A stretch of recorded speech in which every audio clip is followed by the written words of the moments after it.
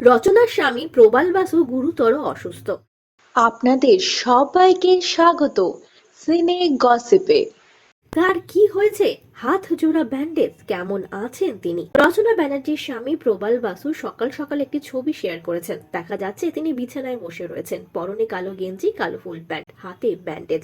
আয়নার সামনে বসে সেলফি তুলছেন তিনি। ছবি পোস্ট করে তিনি লিখেছেন, ভাঙা হাত নিয়ে কাজ করতে পারছি না। এই ছবি প্রকাশ্যে আসতেই অনেকেই প্রশ্ন করেছেন কিভাবে ভাঙলো তার হাত।